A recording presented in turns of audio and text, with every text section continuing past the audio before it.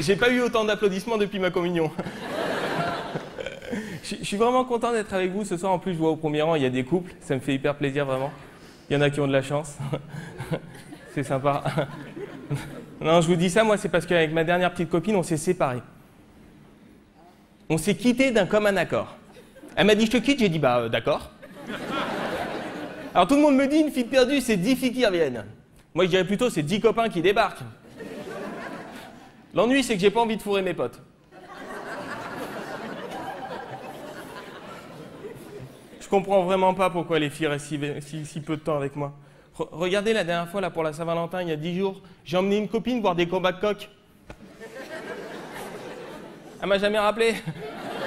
Vraiment, je comprends pas. Enfin si, j'ai une petite idée. Je crois que c'est à cause du sexe. Enfin plutôt à cause de l'odeur de mon sexe. Oh, ça va. Oh les filles, vous êtes tellement à cheval sur l'hygiène, c'est terrible. Non, non, je plaisante. C'est à cause du sexe. D'ailleurs, je consulte une sexologue, elle me rééduque. C'est fou ce que j'ai fait comme progrès.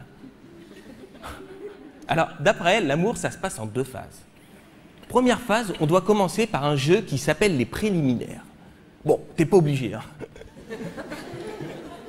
Mais c'est vivement conseillé. Et en préliminaire, pour tout vous dire, je commence à toucher ma bille. Bon, le truc, c'est que pour l'instant, je m'entraîne tout seul. Les préliminaires, c'est un peu comme l'échauffement pour les sportifs. Pour ceux qui font pas de sport, c'est un peu comme l'apéro avant de bouffer. Ma grand-mère, elle disait toujours « Mais préchauffe le four avant d'y fourrer la dinde !» J'ai enfin compris pourquoi. Alors la deuxième phase, il faut la faire jouir. Alors il paraîtrait qu'il faut jamais oublier cette phase. À la limite, tu peux bien sauter la première phase, mais surtout pas la deuxième. Pour moi, cette phase, c'est pas la plus facile. Tout est une question d'équipement.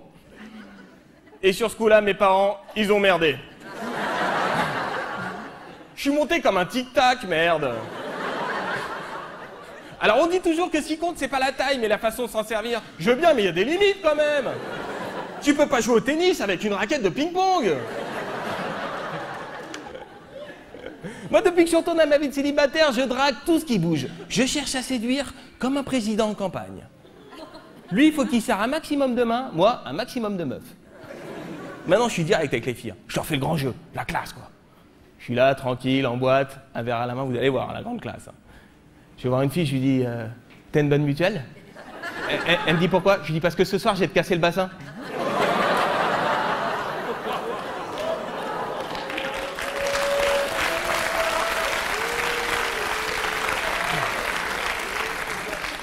Attendez, oh! Pourquoi quand un homme dit des obscénités à une femme, c'est du harcèlement sexuel, et quand c'est une femme qui dit des obscénités à un homme, c'est 1,34 € la minute? Ah, je vous l'ai dit, moi je suis pas là pour plaisanter, hein. La fille qui sait pas dire non avec moi, elle a plus le temps de s'asseoir.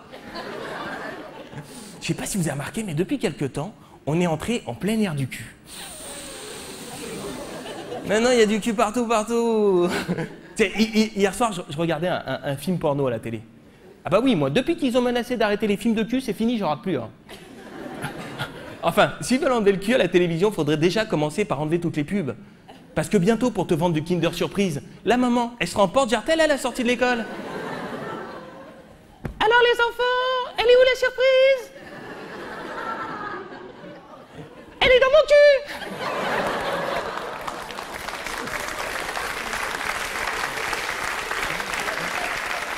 Mais où est-ce qu'on va, je vous le demande? Si ça continue comme ça, la France va devenir une pornocratie. Pendant qu'on y est, nos cafés à Disneyland du cul. Papa, tu vas où? Je vais me dégourdir les roupettes. Où ça? À Disney's Gag. Cool, je peux venir? Non, non, reste avec ta mère. Je critique, mais c'est quand même sympa le cul, là. Hein? Hein? Mais vous pratiquez pas ou quoi? C'est sympa, mais qu'est-ce que ça m'épuise, moi, ça me fatigue. Oh là là. Je dis ça, c'est à cause de mon voisin de palier. Il faudrait qu'il mette un carré rouge sur sa porte. Hein. S'il continue comme ça, il va la tuer, sa femme. Hein. Et en plus, parfois, plusieurs fois par nuit. Finalement, sa femme et moi, on se ressemble, on est un peu pareil. On en a plein le cul.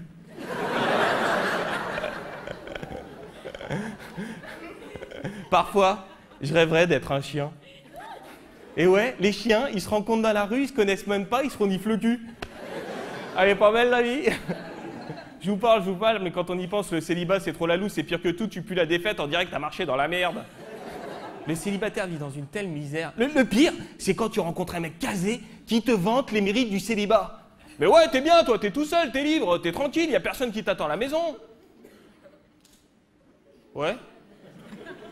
Mais si c'est si bien que ça, tiens, pourquoi tu prends pas ma place? Connard, hein. Pour vous dire à quel point c'est la misère, la dernière fille que je me suis tapée, on s'est rencontrés par Minitel.